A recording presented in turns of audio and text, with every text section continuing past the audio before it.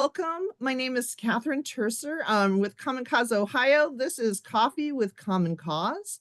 So what we'll do is I'm gonna throw into the chat right now links to all sorts of information. So throughout, we're going to be talking about a lot of different topics.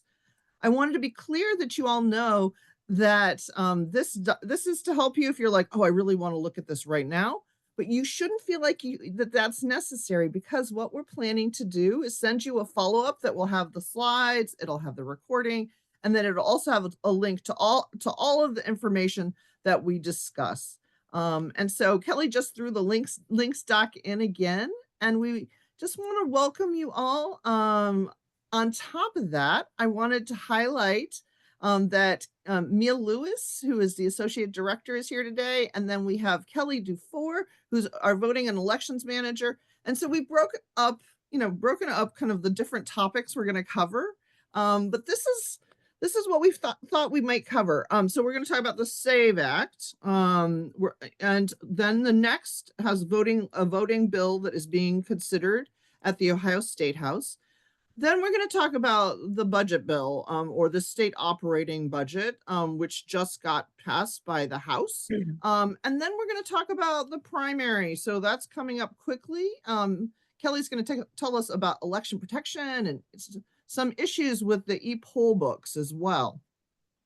Then we're going to talk about, well, what are, the kind of activities that we can do? And so we'll talk rallies, petitions, and upcoming events. Now, I realize that we're not hitting everything that everyone wanted to talk about today. If there's time, we will throw it in there, and then we'll try to add it to the list for the next Coffee with Common Cause, which will be on May 22nd. And so welcome. Mia, do you want to show us some pictures? So one of the things that I think is amazing is there were 1,400 rallies nationally. There were 58 rallies in Ohio, hands-off rallies on April 5th. And so we don't have pictures from all of them. I just picked, the 3 C's in this case. So here we have Columbus. You'll notice Mia's back here on the bottom right corner. Mia speaking at this rally. And then Mia, if you'll move along to, here's Cincinnati. And one of the things I really loved about the hands-off rallies, yes, they were at the State House, but they were also located in parks. And you can just get a sense. This is the one that I went to and spoke at. And I found it really moving, and I walked around and really enjoyed all of the signs. There was something just incredible about the kind of creativity that people had about the signs. I especially appreciated, I prefer crushed ice. How fun is that? Anyway, the next one is Cleveland. And I wanted to say a big thank you to Dan Kosminski, who sent me these photos from the Cleveland Hands Off. And hands off our democracy. And you just get a real sense that people are caring and worrying about different issues, but are all collectively coming together to look at and think about, well, how do we create a democracy that works for all of us? And then what can we do so we actually have functional government? And so folks worrying about truth, folks worrying about immigration, folks worrying about no kings. I just thought it was really moving. And with that, I am going to hand this off to Mia. Actually, it's me. Oh, sorry, Kelly. Hi, everyone. Kelly Dufour with Common Cause Ohio. I'm here in Columbus. Thanks for joining. And I guess I'm the functional government part. So we're talking about the SAVE Act this morning. And I'm sure most of you are aware that it did pass through the House a couple weeks ago, and we are watching to see what's happening at the Senate. So we know this SAVE Act was introduced last year. Also, it also passed the House. It was stopped at the Senate, and it is a really dangerous bill for documentary proof of citizenship. So it doesn't really functionalize how that would happen. It doesn't pay for it, and there is no grace period to start integrating these things in across the country. And so it's very problematic. We know that it's going to disenfranchise millions of people. We are hopeful that the Senate will see reason and not push this through, but we are mobilizing around it. We recognize that it's a bill to silence voters. There's data available that it would affect over 150 million citizens, that don't have passports. It would create burdens for, over 21 million voters that don't have access to easy access to documents, or, it's financially cumbersome for them to produce those documents and purchase those documents. And so we are having a few calls to action. Mia, if you'd want to go to the next slide. We have a couple calls to action, and if you have done so already, thank you. If you haven't, this would be a great opportunity to call the senators and really just tell them how you feel. We've provided a few talking points. The numbers are there. You're able to log your call. So in the link stock, there are, all this information's there, and there is a link to log your call after you make those calls. But again, just really emphasizing the high level that tens of millions of Americans would be prevented from voting. We do have some data for Ohio, which is also linked in that document. There's nice interactive maps from the Center for American Progress in an article where you can click on and see Ohio. And they're saying, based on their data collection, that over 7.2 million Ohio citizens don't have a valid passport. And, over 2.6 million Ohio women don't have birth certificates that match their current name. So there are real implications for this. In addition, it's doesn't solve a problem. So there's also that, where there are there's very isolated instances of folks being on the rolls that are not supposed to be, generally through mistakes. But voter fraud is a very rare situation, and this is really just seeking a solution to a problem that doesn't exist.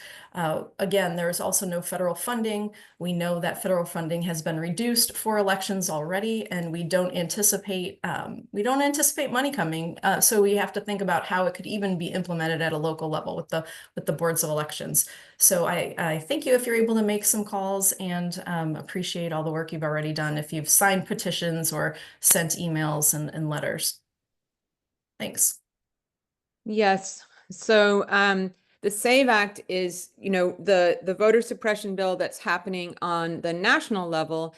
And then we have Senate Bill 153 and its companion House bill, which is 233, I believe, which is the voter suppression bill that's happening in Ohio. And it's similar to the SAVE Act in that it is kind of advertised as documentary proof of citizenship. Again, not necessary, a dysfunctional solution to a problem that doesn't exist.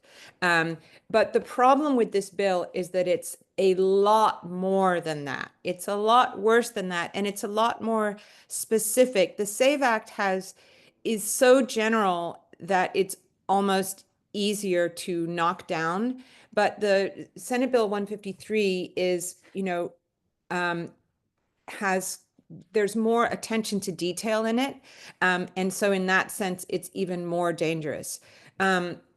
It amends a shocking 40 sections of the Ohio Revised Code and creates 3 entirely new sections. So it's a massive bill. And remember, we already had a massive election bill, 458, not that long ago. And we've also had several other bills in the intervening time that have made major changes to our voting systems in Ohio and the way that we require the boards of elections to update their lists and maintain their data. And Governor DeWine said, we really don't need any more big, massive bills about elections and voting right now. And here it is again, a massive, massive bill about voting and elections. It is filled with unfunded mandates for the boards of elections, them having to check their lists with the DMV and make weekly this and that and provision. It will massively increase the amount of provisional ballots, and I'll get to that in a minute. But all kinds of things to make life harder for the BOEs, and we already know how difficult their job is, and that they are being given more and more things to do without any additional funding. Additionally, then I know that this is something that we care about and that you guys care about. It is an attack on the petition process, the direct democracy process, because it puts in these elements of legal jeopardy, not only for the people who are on the who are the named members, committee members of the petition, but also for circulators. Anybody who's a circulator could be called in, would have to kind of sign away their rights, and could be called in and questioned. It's just in order to intimidate people. And it also makes collecting sufficient signatures more difficult, because there are more reasons why whole petition books would have to be thrown away if there was a small error in one place or another. It requires compensated circulators to wear badges. And we have that question of what is a compensated circulator? Is someone who's been given a piece of pizza a compensated circulator? Well, it doesn't say whether they are or they aren't. And so people like you guys, democracy heroes, people who are trying to get out there and help democracy on a daily basis as volunteers, would be, it would be more likely that they'd say, you know what, I think I'm going to just skip this one because it's getting a little hairy. I'm not so sure about this. So that's, they failed their measure to make it more difficult to do citizen-initiated petitions failed in August of 2023. So they're bringing it back in these kind of tricky ways to try to make it harder for us to bring things to the ballot. And then another thing that 153 does is that it says anybody who has a mismatch between the BMV and the BOE has to vote provisionally. So if you have moved and your driver's license has a different address, this is something that we've always reiterated to everybody, emphasized, your address on your license does not need to match your voter registration. Well, under 153, it would need to match, and anybody where it doesn't match would have to vote provisionally. And not only that, they'd have to cure it, which means they'd have to go and get that new license or apply for that new license within a very short period of time, and then go back to the BOE. So it's not just that there'd be more provisional ballots, more of those provisional ballots would be rejected. And so, it would just, Ohio already has a very high provisional rate and a very high rate of provisionals that are rejected, and that would just go up even more. And it also says that if they mail you a notice saying that there's a mismatch in your record, and you don't respond, that would be filed for prosecution. So if your driver's license and your voter registration don't match, they send you a notice, there's something going on there, and you just don't see it or you don't respond to it in a short period of time, then that is filed for prosecution, which is absurd on the face of it, actually. And very, very problematic. Of course, it eliminates drop boxes and all the other bad things that the SAVE Act does. It would mean no more voter registration drives, because you have to have someone from the BOE or the BMV actually looking at your documents to prove citizenship. So no more voter registration drives, no more online registration. All of the bad things that are in the SAVE Act are also in 153. So I apologize for bringing you this extremely bad news early in the morning. It's, hitting you over the head with 153, but it really is a bad bill. And we don't necessarily want to get into the nitty-gritty details, because if you start talking about proof of citizenship, most people out there actually are in favor of people having to prove citizenship. It's a little subtle to explain that it's really not necessary. You swear that you're a citizen when you register to vote anyway. It's not a problem. There aren't citizens that are voting in our non-citizens that are voting in our elections, but it's a little bit difficult to explain. So we think a better way to talk about 153 is to talk about it on a kind of broader level. Slow down. This is a massive overhaul. We don't need more changes in our election systems. The BOEs are already trying to figure out how to comply with the bills that have recently passed. And it's difficult, it's challenging, and they are far from having figured that out. The bill is about much more than citizenship. It's attack on the petition process. It brings the threat of prosecution to voters, and it would disenfranchise eligible voters and shrink the electorate. And the BOEs are already very, very much overburdened, and it creates, even more unfunded mandates for them. So these are some messages. Again, we'll send these slides that we think are good ones for talking about the bill. And then we have a couple of things that we're asking you to do. We always ask you guys to do things because you are wonderful. If you're looking to write a letter to the editor, something just supporting the boards of elections and saying how difficult their job is and what a good job they're doing is, we think, really worthwhile. And we have a toolkit there for that. We also, the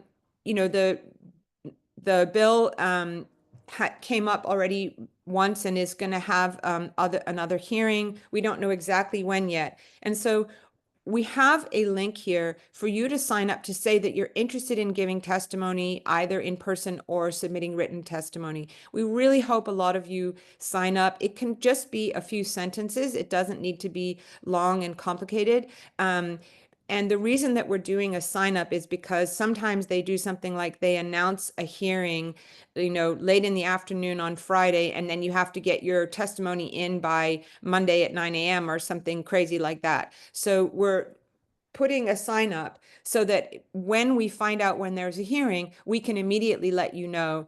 And we can also give you, there's a new link for actually submitting testimony online that is required. We can give you the link. We can also help you if you have any questions or you want help with your testimony. So please, please, please sign up to give testimony against 153. It can be short and sweet. And we're also happy to come and speak about it if you have opportunities where you want somebody to come and talk about 153. And I will end there and pass it back to Catherine. I think you might be muted, Catherine. I was muted. I feel like it's 2025. We're well into like pandemic years, and yet somehow I still am muted half the time. So I think we need to be paying attention to the state operating budget. The budget really provides a direction for where the state is going. And a lot of times we don't think about the budget as a document, like let's say a moral document, but in fact, it highlights our priorities. So this thing is massive. It's about 5,000 words, so it's incredibly large. And one of the things that was really concerning is when the House passed it, just hours before, they added what they called an omnibus amendment, but was 162 small amendments that there was never an opportunity to talk about. There was never an opportunity for the public to even consider. And so, they were big and they're small, but there's everything from, raising the fees for vehicle registration and renewal. There's a pay raises for judges, justices, and township folks.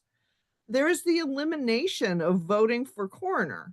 And many of us would say, well, actually, it kind of makes sense not to vote for coroner.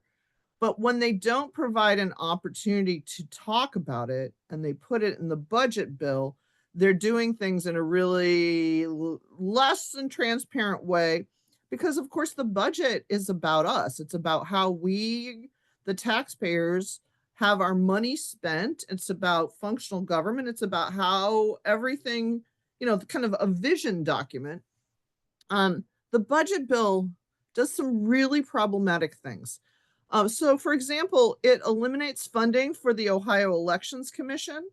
So this is the body that's tasked with addressing kind of campaign finance misdeeds. So it includes Democrats, Republicans, and independents. And it was set up following Watergate to really look and think about, well, okay, as opposed to having, the Secretary of State or a county prosecutor look at things, let's ensure that in fact we have an independent body that's tasked with thinking about it. Think about them as like the traffic cops that are, making sure that campaign, you're filing your, you're a candidate and you're filing your forms, that there are disclaimers on materials. In many ways, how can I put this? We truly need to beef up our campaign finance law so that we would have an election commission that's doing more good work and would be much more functional. But instead of thinking about, okay, how is it that we can make the election commission work better, the Ohio House essentially eliminated funding to it. And I think they saw an opening because Phil Richter, who has been their executive director for many years, is retiring. And of course, many of the, shall we put, candidates are annoyed by the Elections Commission because they are the ones that go after them when they don't actually fill out forms or do the things that they're supposed to do so that we have good information.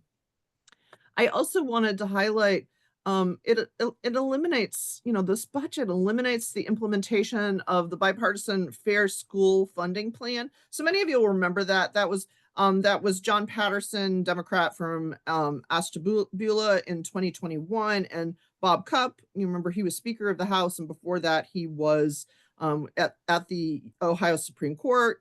He's from Lima. They came up with a plan to address the fact that school funding was not constitutional. So many of us will remember the DeRolf decision from 1997, where the court said, hey, you can't just rely on, the property taxes, that you need to, we need to provide good school funding across the board. And unfortunately, this plan which really changed the structure for how schools were funded so that it would be much more equitable is eliminated in the operating budget. They also are increasing school vouchers, which is transferring public money to private institutions, essentially privatizing public education, which is really problematic. And then not only does the budget say we shouldn't vote for Corner, it eliminates all the elected roles on the state board of education. Meaning everybody who would be on the state board of education, if this passes, they would in fact be all appointed by the governor. And then Mia, for next slide. And then that doesn't even get into kind of some of the, shall we say, money that you're like, wait a second, this just doesn't make any sense unless you connect the dots and think about campaign finance. So it includes a $600 million bond, which will end up costing taxpayers $1 billion over 30 years. Now, sometimes people act like bonds are like magic money, like we're never going to have to pay them back, but we do have to pay them back to the tune, in this case, of $1 billion. The Haslam Sports Group, wants to build their stadium in a suburb, so taking it away from Cleveland. Jimmy Haslam is worth $8.5 billion. Governor DeWine had an idea. He proposed actually increasing taxes on sports betting. So that was in the original budget. And using that pool of money to support kind of sports, stadiums, etc., across the state. So, for example, it could support Bengals, it could support, I don't know, the Crew here in town. It could support a variety of different things. But instead, there is a bond issue. Now, the other thing that, as we think about, wait a second, why in the world would we assume $1 billion over 30 years between January 2024 and just last month? Speaker Huffman received, approximately $1,000 from Jimmy and Dee Haslam. Now you might say, well, that's actually not, that's not crazy money, until you think about how they use their money to court elected officials. So one of the things that they did is they jointly contributed $100,000. So it was a 50 and 50 to the campaign opposing issue 1 of last year, the Citizens Not Politicians Amendment. So one of the ways that donors ingratiate themselves are by giving to those kind of issues that politicians care about. It's money that is not directly connected, but it is clear that it makes a difference. And Mia, you include a change petition. What is the change petition? It's a petition basically against the money in the budget for the stadium. And I added in the chat that we take the contribution against citizens, not politicians, personally. So, yes.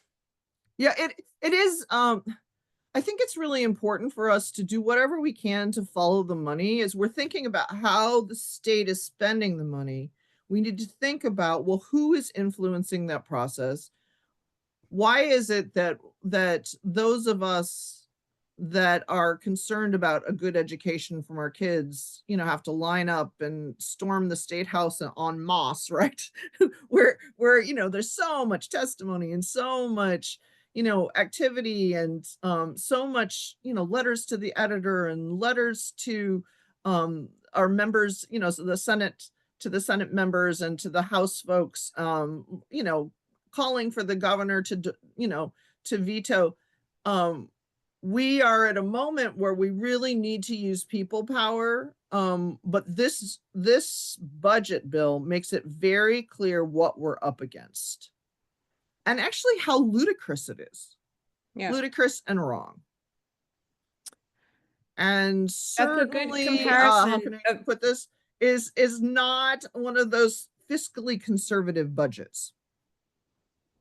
When you think about the more than 1,000 pieces of testimony submitted against SB1 versus, a few contributions to some politicians on the other side, and what goes forward, it does get aggravating. And then, the House Bill 6 householder scandal, the saga continues. And I just wanted to highlight that mostly because just, earlier this month, the householder state trial was supposed to happen. It was actually supposed to happen, later this month, but it was postponed to November 3rd. What's interesting about that is that it's about householder using his campaign finance fund to defend himself against the bribery charges and the racketeering charges. So that's, now we're going to have to wait a few more months before that trial. It does look like householders' attorneys are doing everything they can to slow things down, to stop the state from taking action. The other thing, I also wanted to highlight is that we still, there's a lot of talk about, we're finally gonna remove all of House Bill 6. They have not gotten to it, and the coal subsidies per day are 445,000 plus change. If you want to look at how that adds up over time, it's on the Ohio Consumer Council's homepage. Just scroll down. And then, I want to encourage you, if you have HBO, to check out the documentary about the scandal, how dark money was used and moved around. In some cases, you may see one of you at the State House if you participated in one of the House Joint Resolution 1 rallies before the August special election in 2023. You may see yourself in the crowd, so I highly encourage you if you can see that. I was really interested in the people that were included, which included Jane Mayer. So if you read that Dark Money book that she wrote, she's a writer for the New Yorker. Also included Laura Bischoff, who's a veteran State House reporter, U.S. Attorney David DeVillers, and Tyler Furman, the whistleblower. So many of you remember he was a balding young man who wore a cap, and inside the cap, it had the ability to actually, as opposed to putting the recording device in your shirt or on you, it was in his hat. He will talk about, why he was worried. He was the one who, essentially Matt Borges threatened to blow his house up. So, a threat, was it a joke? Not clear. But it's well worth, if you have a chance to see that. One of the things that we're trying to do is to do a screening in Columbus, because I think it's one of the things that, actually, I'd like to do it on the State House lawn. But probably can't do it there. But we're going to see what we can do to do a screening at some point. In the meantime, if you have HBO Max, please check it out. Awesome. And Dave is right. It is called Ohio Confidential. It's a 2-part series. So the first part is called is Ohio Confidential.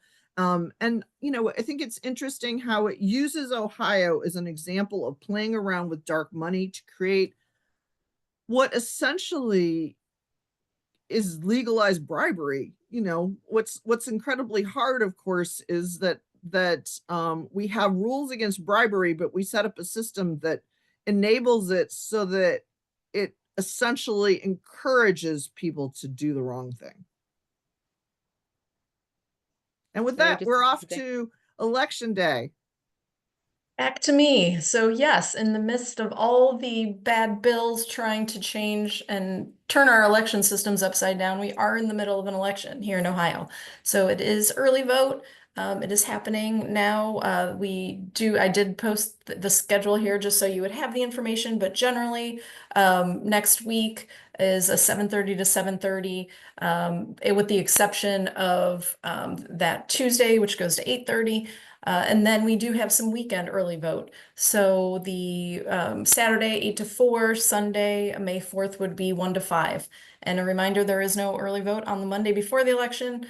And so election day would be the 6:30 to 7:30 time. We are hearing that it is slow going so far with our elections and with the election, and absentees are rolling in slowly. The turnout is not very high, and so we do encourage you to remind your friends, your neighbors, your family that there is an election. There is a state infrastructure bill on the ballot, and there are a lot of local issues and local things to vote on. So we encourage you to do that. We have a couple ways that you can get involved. If you have the time to spare, we would appreciate it. You can help distribute materials. So I'm going to drop, I think I did it, but we have a link for signing up if you're able to distribute materials. We do have them in different parts of the state, and you can see on the form the closest pickup point for election protection posters. So that's the 866-R-VOTE voter support hotline, the nonpartisan hotline that is operating, that folks can call for questions. We also have again, as we mentioned earlier, the letter to the editor. I know someone was asking for that link, so we dropped it in, but letter to the editor toolkit for supporting the boards of elections who are trying to navigate their elections while also paying attention to and trying to advocate for themselves against Senate Bill 153. And there are also some toolkits and graphic links in the link doc for you to use on social media if you're able to. And I guess we would mention at this point the e-poll book issue. So I'm not sure if any of you have already voted, but there has been a security issue that the Secretary of State, their Public Integrity Division, was investigating regarding an e-poll book tablet. And so for any of the counties that were using that vendor, he has required them to go to paper poll books. Now, we believe that this impacts about 47 different counties, so quite a few.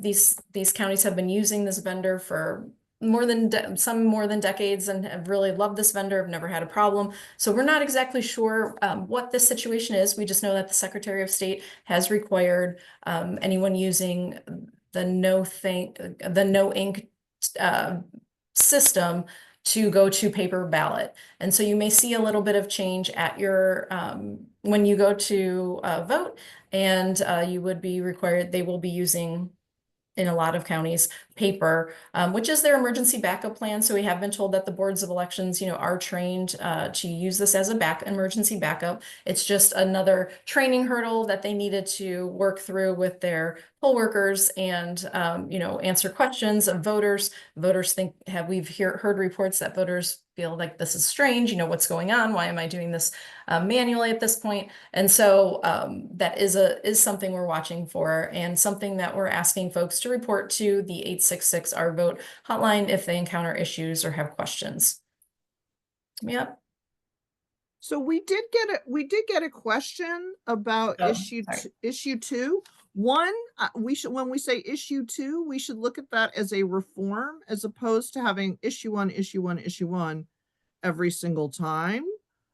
We are going to have issue 2 and then issue 3, and it'll just make it so that we won't, for example, have, we're saying no in August, and then we get, and then when you get to November, you're supposed to say yes, and which can lead to some voter confusion. So we should feel good about that.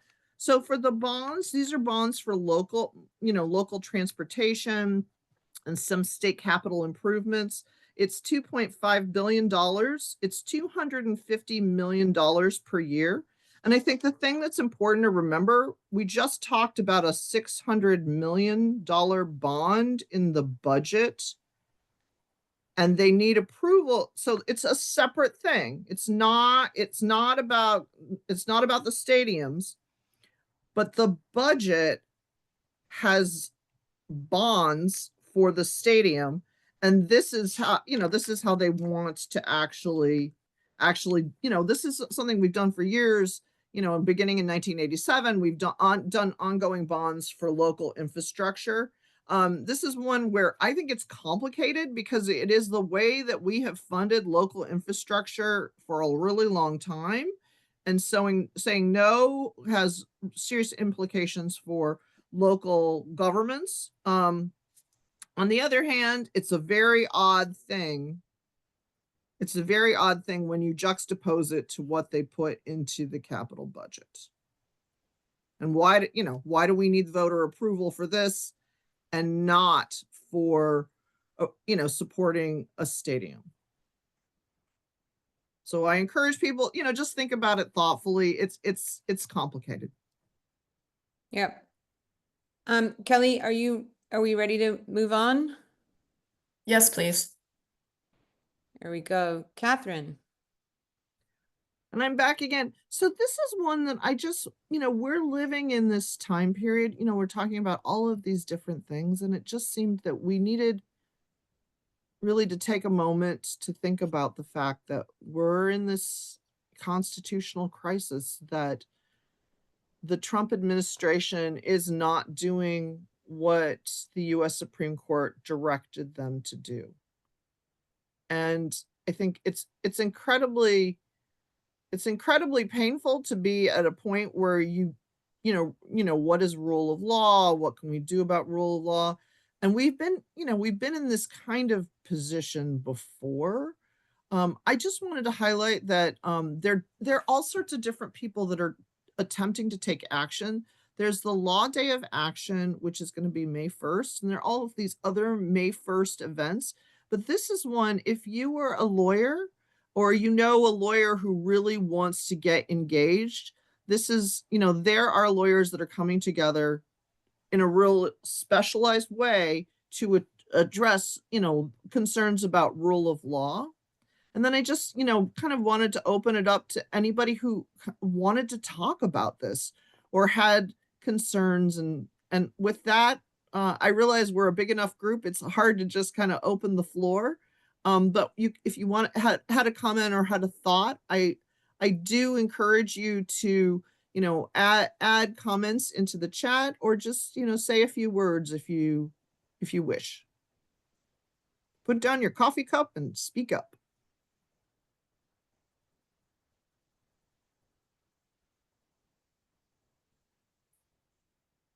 We can also come, circle back to this if something pops to mind. I mean, we are in just such strange times, and here we are trying to put out these fires that are going on about all these specific things. And, meanwhile, I mean, it is a little bit deck chairs on the Titanic.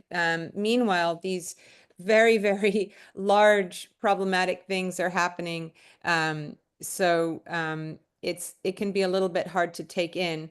I'm here with, I yes, Robert, go ahead.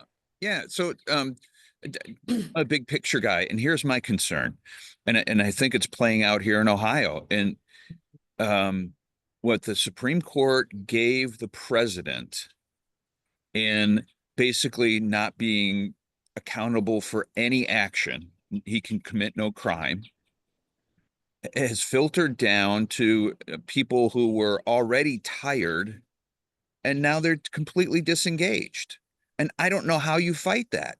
I don't know how we can tell people they still have a voice when they constantly are seeing a disrespect for the judicial system that is doing its best to correct, but they have no army, they have no enforcement arm. The enforcement arm is the one that's disrespecting them. It just seems so fatalistic, um, and or encourages people to just feel that there's just nothing left. And so, I mean, I still say we need to fight, of course, but that's us who just will not, you know, put down the bone no matter how hard somebody pulls on it to take it away from us. Um, but the rest of the people, I, they're just so disengaged and are disheartened at even if they want to be engaged. I don't know how we turn that around. Thanks for listening. Andrew? So I pay attention to what's happening in the North Carolina Supreme Court race. And I recommend if you haven't paid attention that you might want to, because what this is about is post-election efforts to take away people who already voted. So we've had challenges pre-election for registrations. This is something new.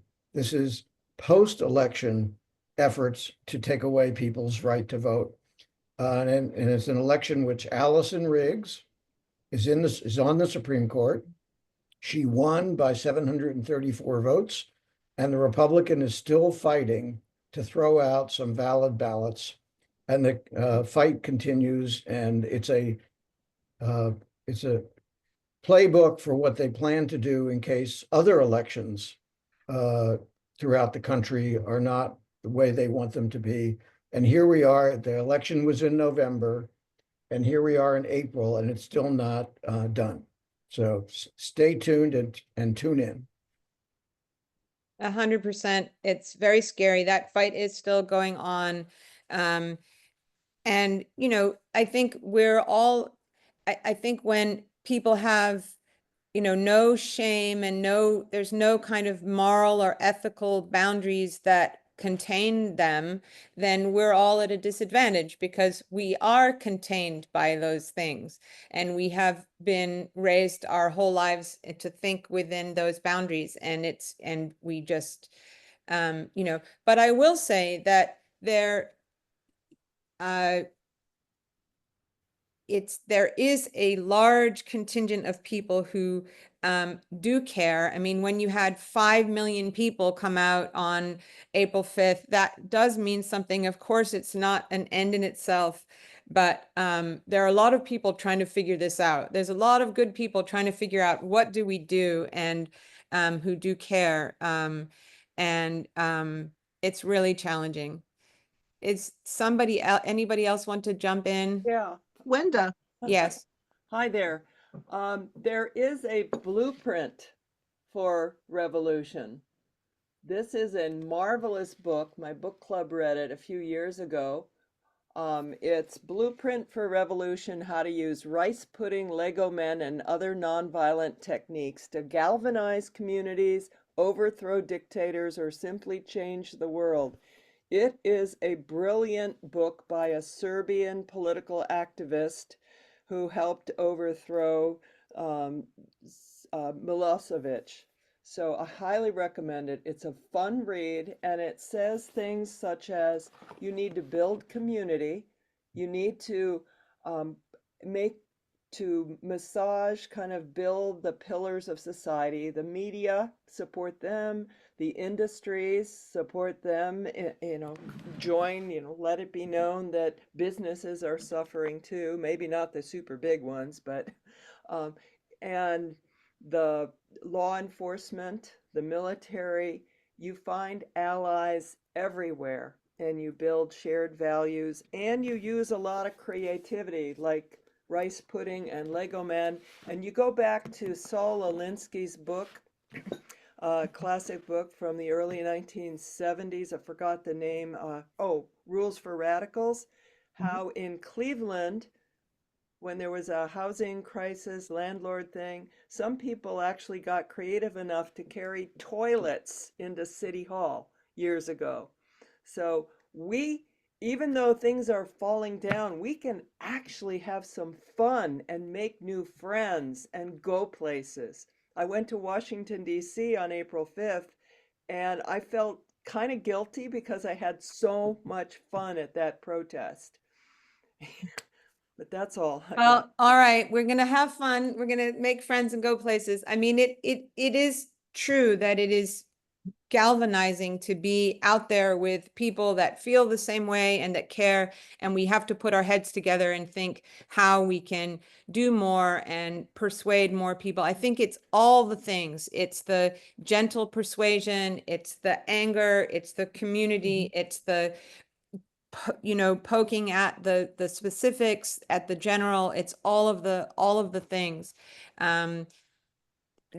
Well, and I just keep thinking, we should have some fun. Joy is resistant.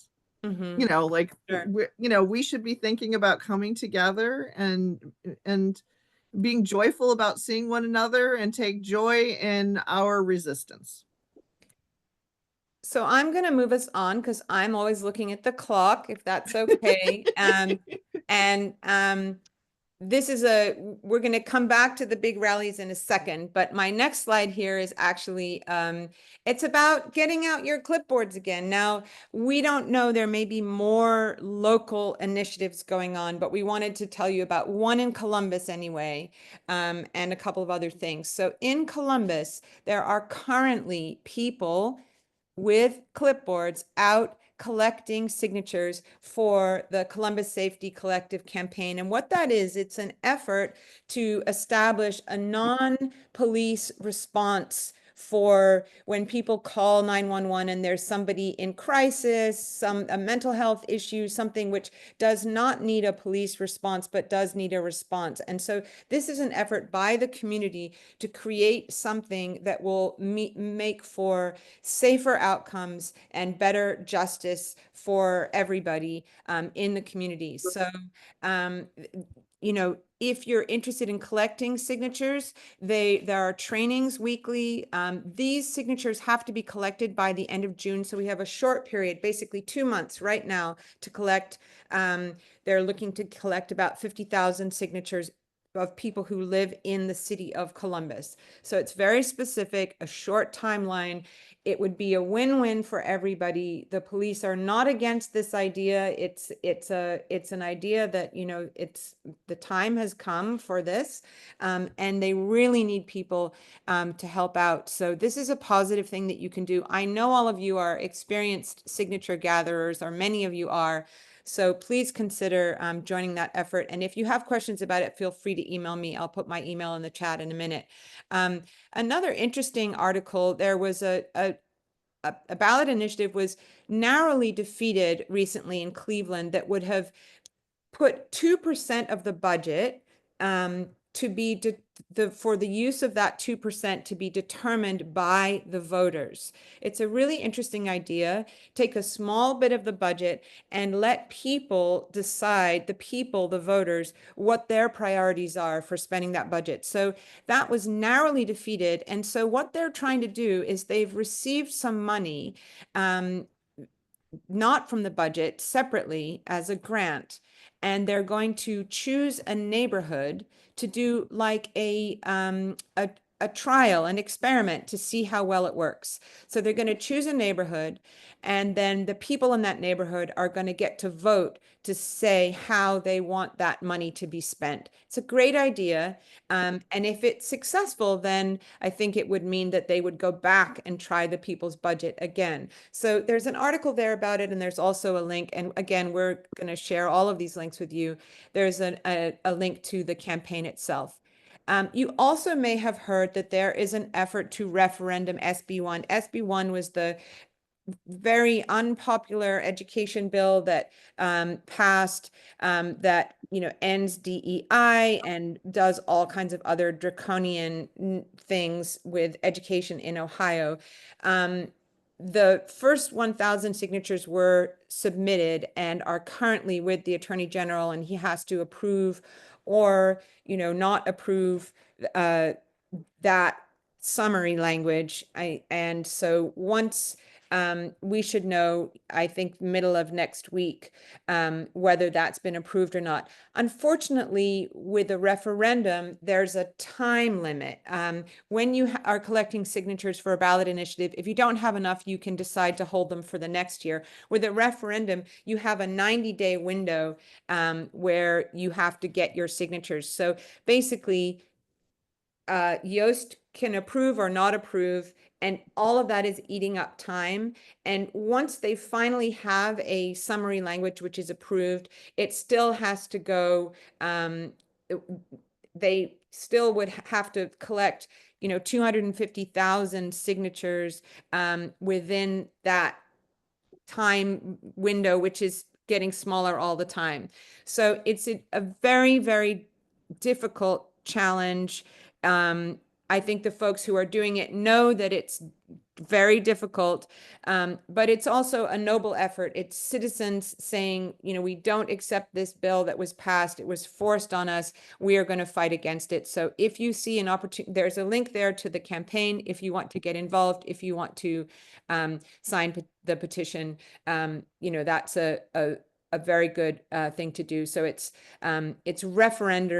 referenduming SB1 to basically put it on the ballot to have voters vote whether they want SB1 to continue or not. We have been talking about events. May Day is coming up next week. There's a lot of May Day rallies that will be under the heading or under the umbrella of the National Day of Action. You can find out more about it at maydaystrong.org. In Columbus, it's an education rally at the State House, but a lot of groups will be doing May Day rallies all across the state. I know a lot of people are asking, where's the best place to find out about rallies? I wish there was one answer to that. Yes, 5051 will be a good place to find out about rallies. Move On, Indivisible, Common Cause, a lot of groups. There'll be times when all the big national groups come together for events, and there'll be times when they don't. I know right now Indivisible is pushing events during congressional recess, and there are a lot of empty chair events going on around the state. Empty chair events are when you invite a congressman, and if they don't show up, you just put an empty chair and you carry on regardless. So, there are a lot of events happening. Sometimes they'll be statewide, sometimes they'll be nationwide, sometimes it'll just be in your community. If you're having trouble finding out where in your community to get good information, drop me an email and I will try to find you a good source of information. Again, sometimes that will be 5051 and sometimes there might be somewhere else. Just putting my email in the chat here. I wanted to mention that there is going to be a rally. There's going to be a series of statewide rallies on May 10th, just in the beginning planning stages now. That's the day before Mother's Day, called Mothers and Others Standing Against Fascism. So I encourage you to look out for those, maybe get involved. Again, you can contact me if you have questions about that.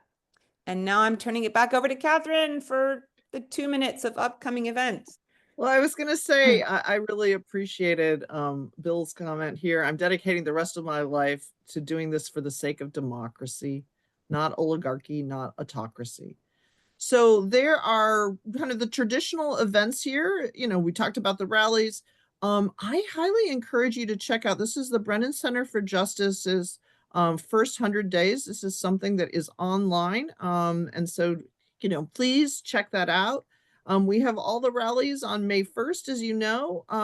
We also have the Ohio Voter Rights Coalition. And so I know that some of you do join us for those meetings, but I highly encourage you to do so. So some people are leaders of organizations or active in organizations. Others are volunteers and committed individuals. So please consider coming to the Ohio Voter Rights Coalition meetings. Don't forget the primary.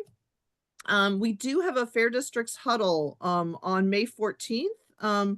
You know, yes, we will be redrawing district lines, congressional district lines this year. And I've already seen some of the drafts that are floating around out there.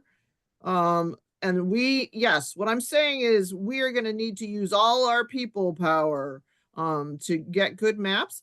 Also, we should be thinking about, you know, those communities that are redrawing at the local level, those redistricting there. So I highly encourage you to join us 6 p.m. on May 14th.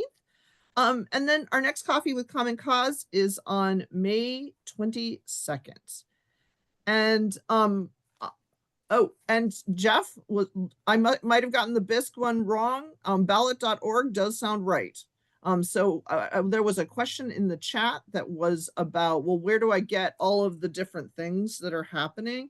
And the BISC is where you get that. It's ballot.org. And with that, Mia, any final words that you would like to say? No, just a reminder that we'll send a recording. We'll send links to all of the things that we sent you and also to the slides.